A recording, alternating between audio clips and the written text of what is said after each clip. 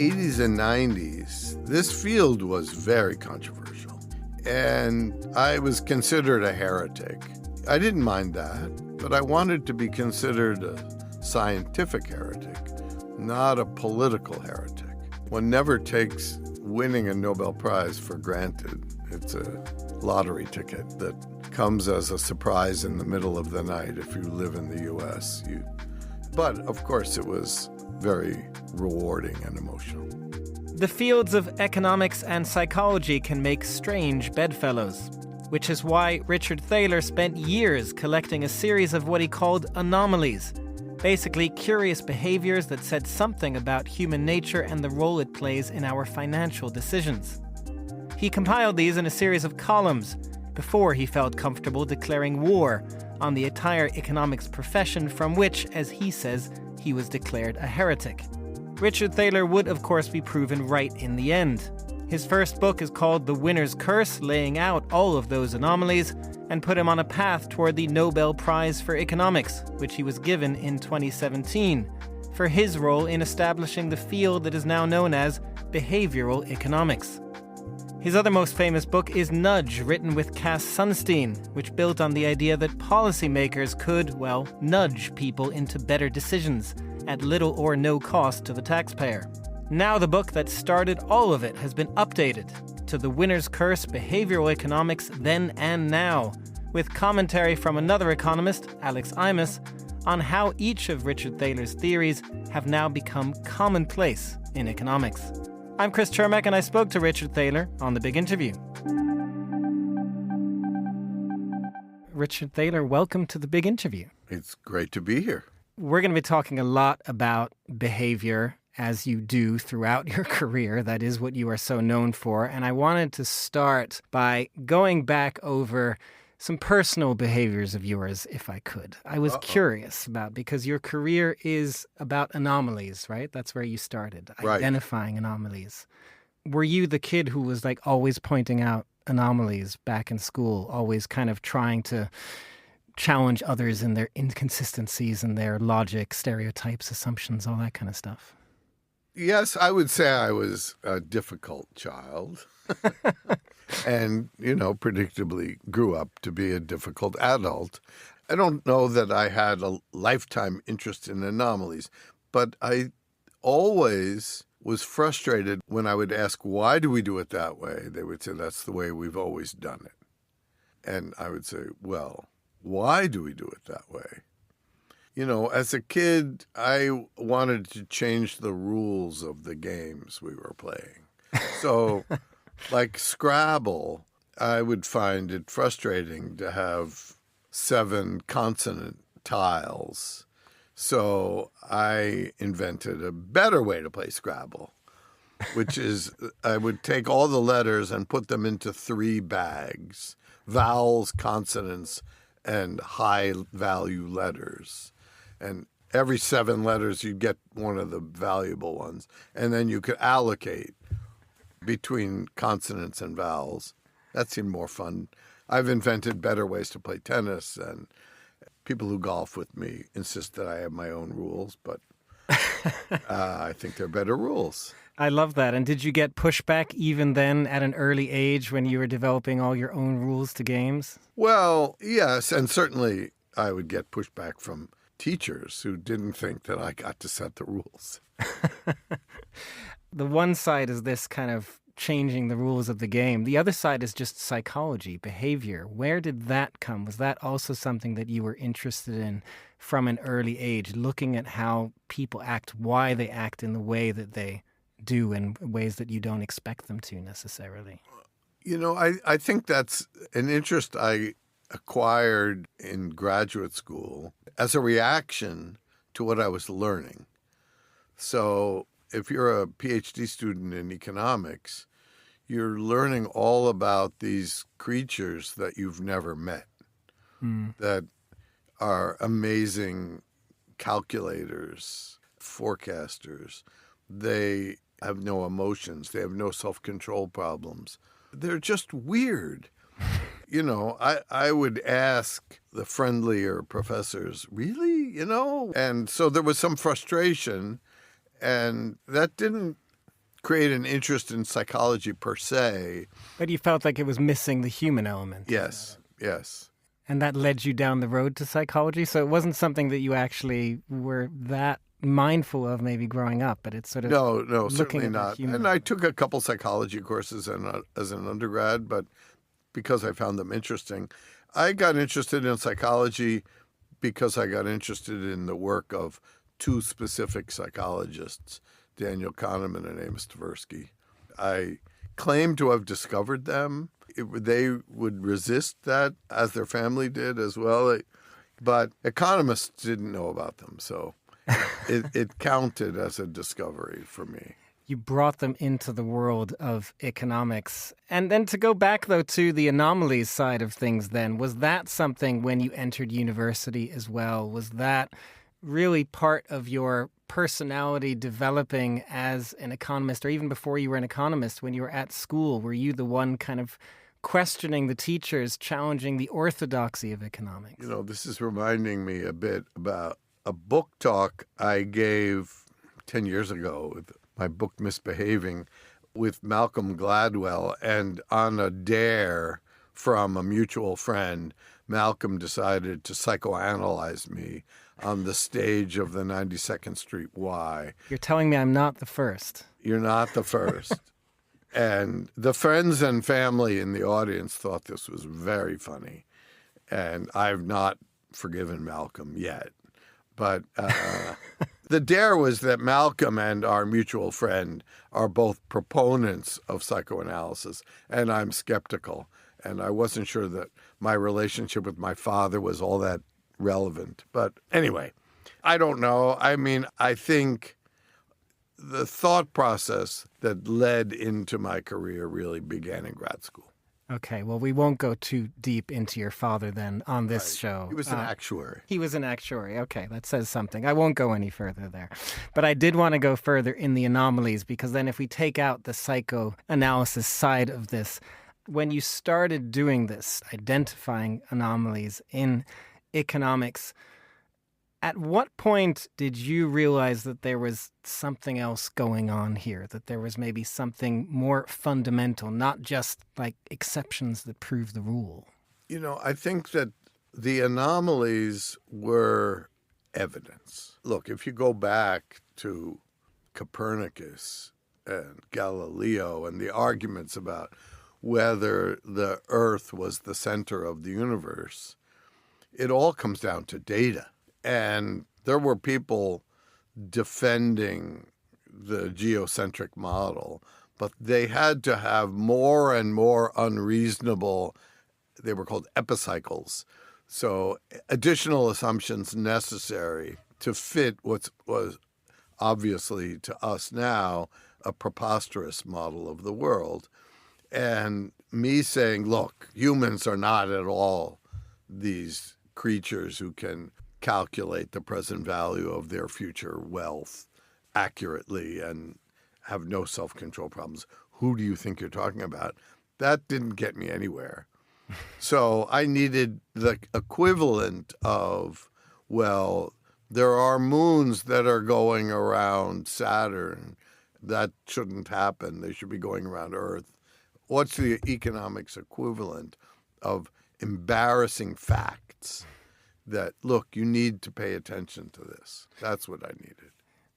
But there's still that question while you're doing that about kind of when you realize that by challenging the orthodoxy and identifying all these anomalies, at some point it must have come into your head, or when did it come into your head that this is actually a whole field? Like I'm creating a different field of economics here that is now, of course, famously called behavioral economics. How did that hit? It can't be something you start out with saying, there's definitely a new field here. That's not something you set out with when you're studying.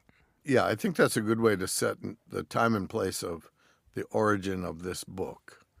I had just come back from my second one-year visit with Danny Kahneman, this time in Vancouver. The first one had been in Stanford. And sometime during that year, in one of our many long walks, we tended to work by walking, he mused that at some age one can no longer be considered promising. And he thought maybe it's sometime around the age of 40. And That's sad to hear. I was 39. So I left that year and went back to Cornell University where I was working and thought, okay, I'm no longer promising. What's right on the cusp? Almost. Yeah. What's next? I don't want it to be has been. And a friend of mine told me about a new journal that the American Economics Association was starting called the Journal of Economic Perspectives. And concept was a journal that was actually written in English, understandable by anyone. And that was of interest to me. And this friend of mine told me that they were thinking of having a few regular features in every issue. And he and I cooked up the idea of one on anomalies. So every issue, I would write about an anomaly. And I don't know that I thought of this as creating a field, but the introduction to the first one does talk about Kuhn and the structure of scientific revolutions. I don't think I was allowed to say at 39 or 40 that I'm trying to create a revolution, but you could think it. And so you did think it. I could think it. And I thought publishing this series of facts would help. So I spent a lot of my time over the next 4 years crafting these articles once a quarter. And when there was enough of them to look like a respectable book, I kind of stapled them together. In 1992 was the original version of this book. The book is The Winner's Curse, and as you say, the original version was 1992, and now there is an update that is being released, which really is a good way to talk about your career and what's happened in the interim, because you did mention you've written a memoir before, which talks more about kind of behavioral economics and your relationship with it. But this book is interesting because it is looking at those anomalies you first identified and then providing updates to them, looking at sort of where they stand today. And I'm just curious what it was like going through that process for you. Also, the fact that you had another economist who's writing this book with you be the one who provided the updates. What did that feel like? Were you nervous? I would say I wasn't that nervous, in part because many of the findings I could replicate and did replicate every class I taught. So I, for many years, taught a course called Managerial Decision Making. And before the class started, we would do a survey of the students. And many of the original findings we would reproduce. And when I would teach a class, I would say, look, this is what the subjects in this experiment published in 1970-something. You think those guys are just dumb. Well, here's what you guys did when we asked you the same question. So if there had been a problem, I would have known. Every one of these things I could and did replicate in real time in my classroom. But the reason for bringing Alex on board was to have a more thorough dig into the literature. And Alex has just turned 40. So he's no longer, he needed something. He doesn't actually need anything. He's an amazing, prolific economist. But the subtitle of the book is Behavioral Economics Anomalies, Then and Now. And when we're on stage together, I say I'm the then, he's the now. And I think having him there really is what made this book possible.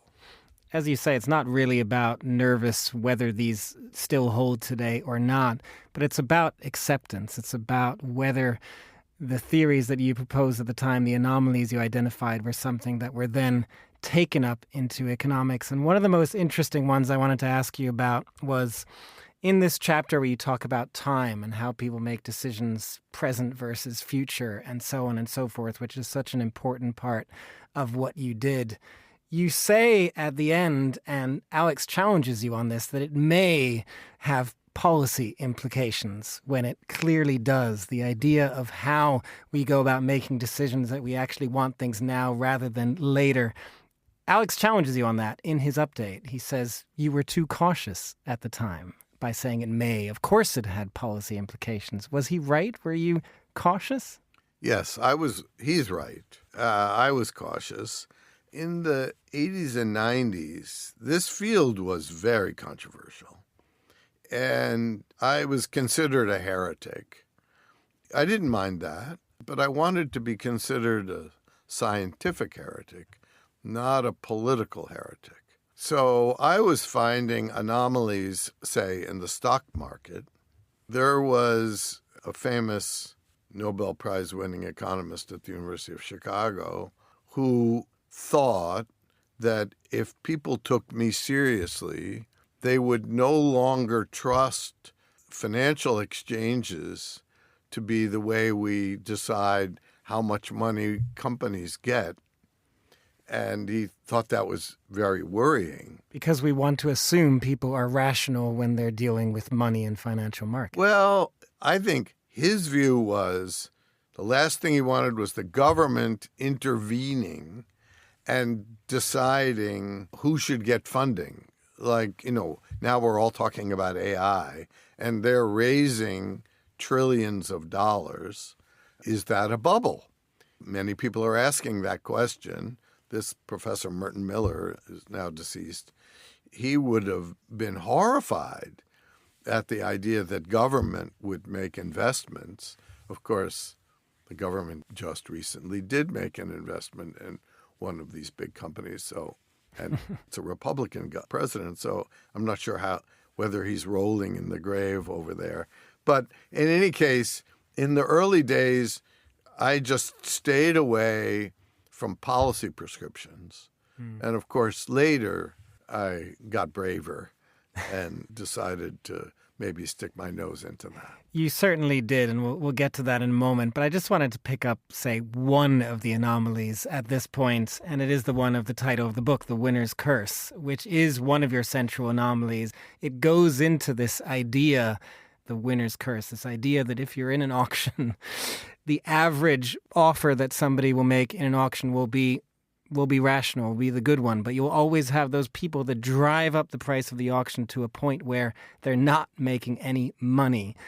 How did that play in economic circles when you first identified that, this idea that any auction basically is bad?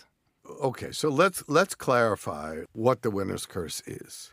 And there's a simple way. I mentioned we can replicate all these things in class. So the way this is replicated is you bring a jar of coins into the class and you say, we're going to auction off this jar. You don't have to take the coins.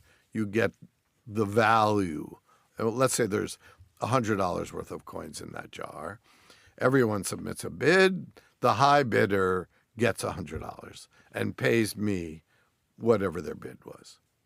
Now, the wisdom of crowds suggests that the average bid will be pretty accurate. That turns out to be wrong. The average bid is actually conservative. Maybe they're a little bit risk averse, but the winner of the auction, by definition, is the one who bids the most.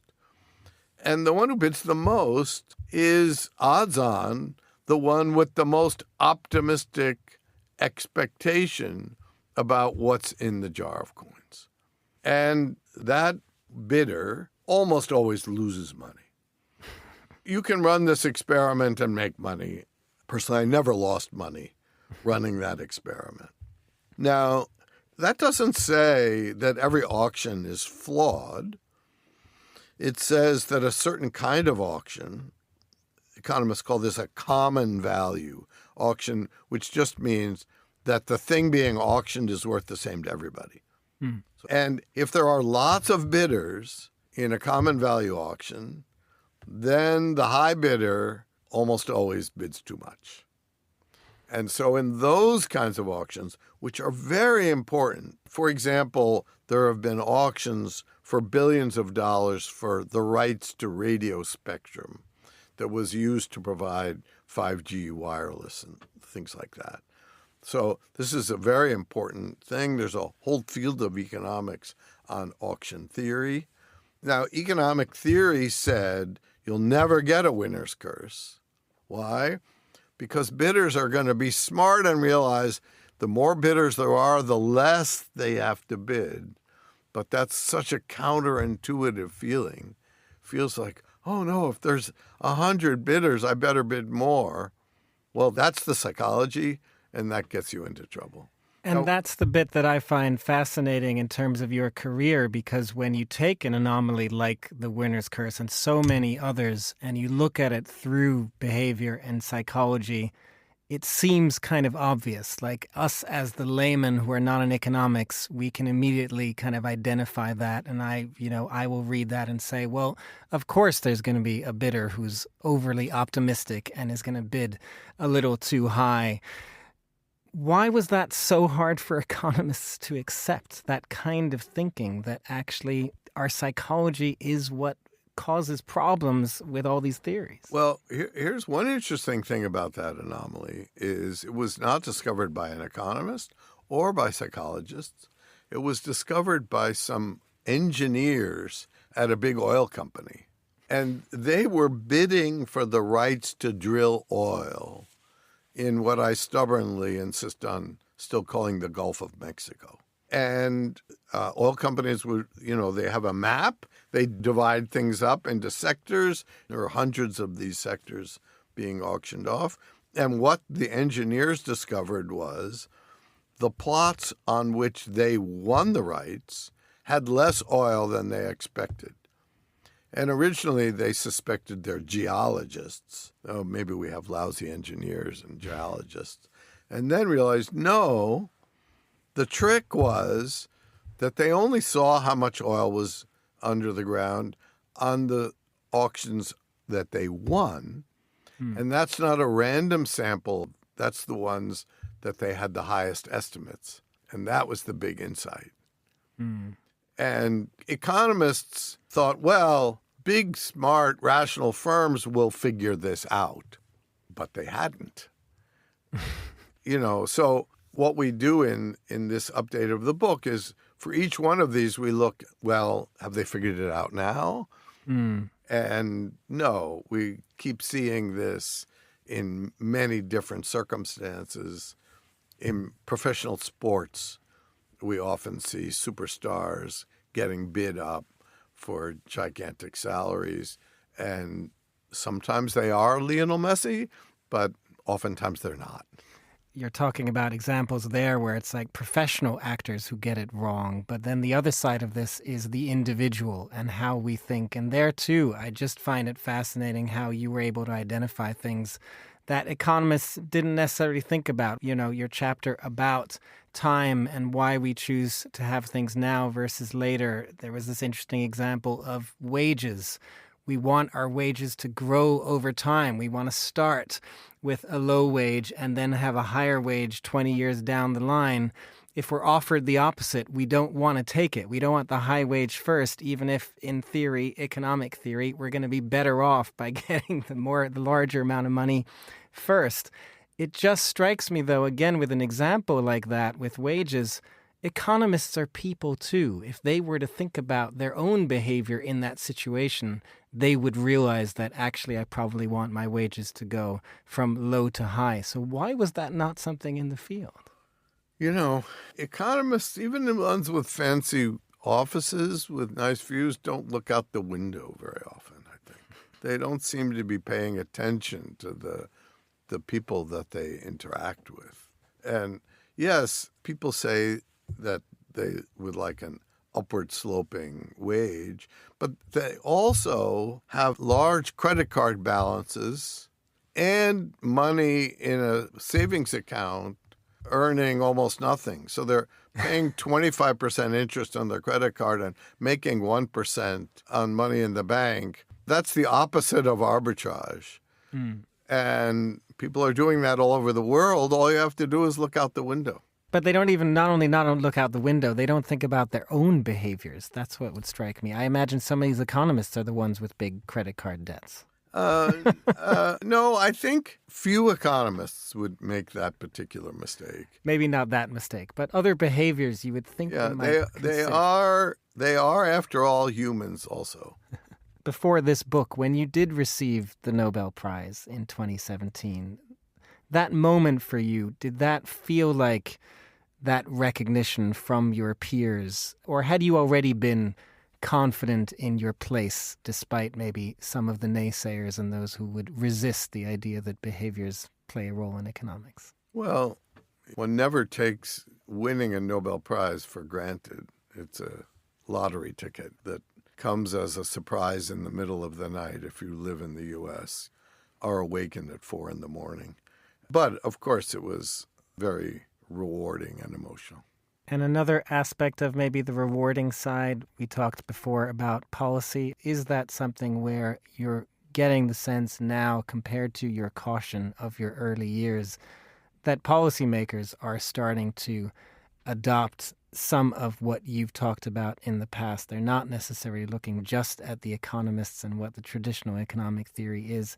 They are looking at behaviors. They're looking at your big book with Cass Sunstein, Nudge, how to nudge people in the right direction. Is that something that gives you hope as well? Well, yes. Obviously, the book with Cass, we threw caution to the wind. Although I've been accused of still being too cautious. In that book, we don't say that we should tell people what to do or make them do things. Cass and I like to talk about nudges as something like GPS, that when we were walking over to your studio through the streets of London, it helped that our phones have maps. And what we want to do in that book is give people the equivalent of GPS for life, help them make better decisions. And yes, it's satisfying that some governments are interested in that.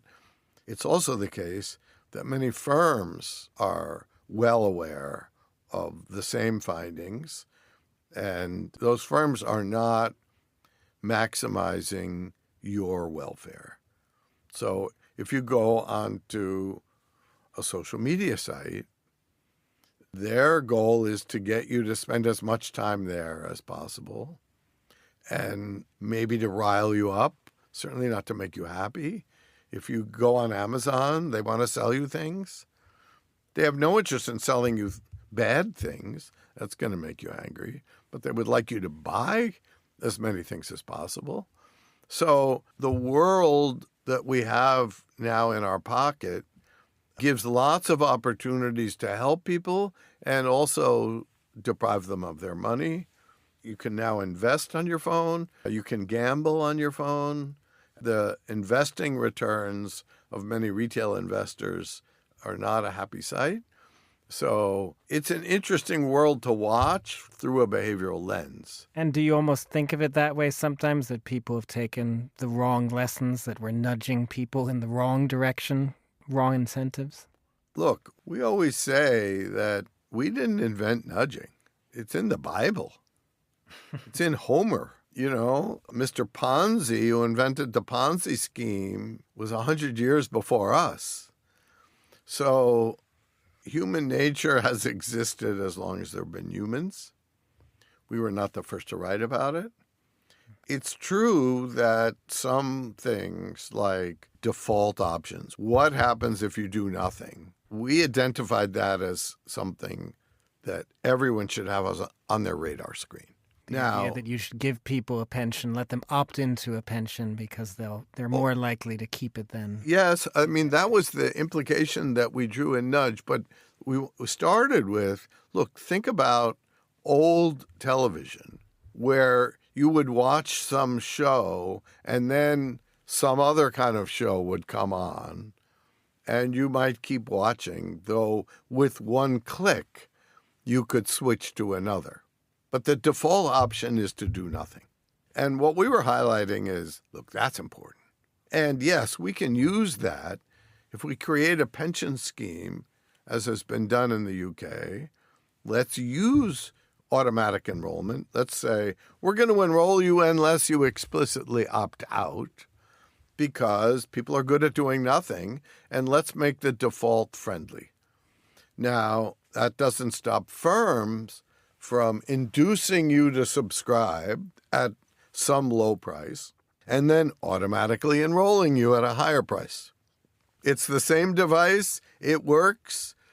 We like one better than another, but we don't run the world. Just finally then, speaking of running the world, there is another topic in your book, or another chapter, that is on cooperation. This was also an interesting finding that you had back through your career, basically saying people are less selfish than we think there are. There are less free riders in the world than we expect there to be.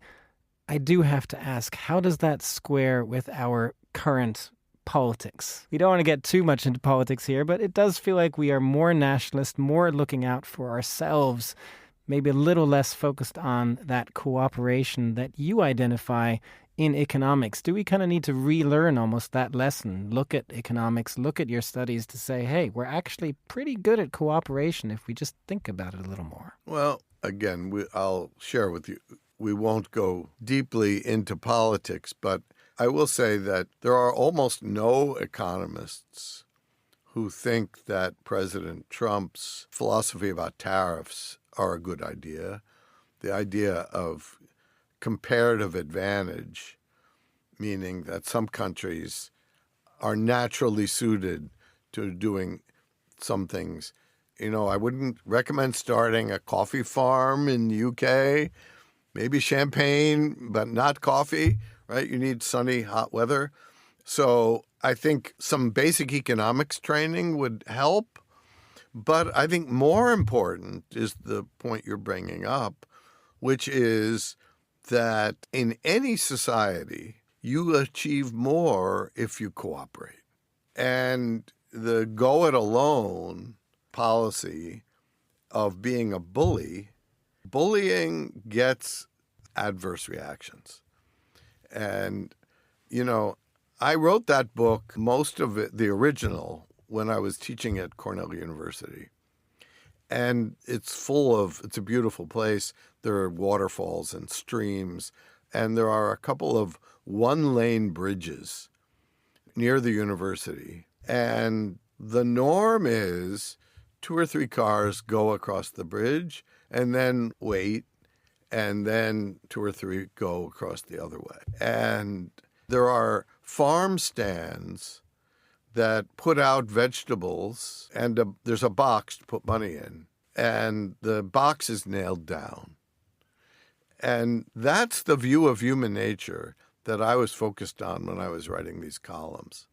I wrote at the time that those farmers have the right model of human nature, that there are enough cooperative people out there in the world that it's worthwhile putting out the fresh vegetables and counting on people to put the money in the box. But you better nail down the box, because there are enough scoundrels that will just take the money if you leave it out there. That's the model of the world that I have, and I think it would be good if we all understood that model. Just finally then, if you were writing these anomalies as you were nearing 40 to make your mark on the world, what's left for you at this point, if I may say? Doubled that, as it were. What's left for you at this point? What kind of mark do you still want to make? You know, I'm a golfer, and every golfer has the goal of shooting their age. My problem has been that I'm too young, and I'm working on that. That's as good a goal as any to have in life. Richard Thaler, thank you very much for joining us. Thanks. It's been great. Thanks.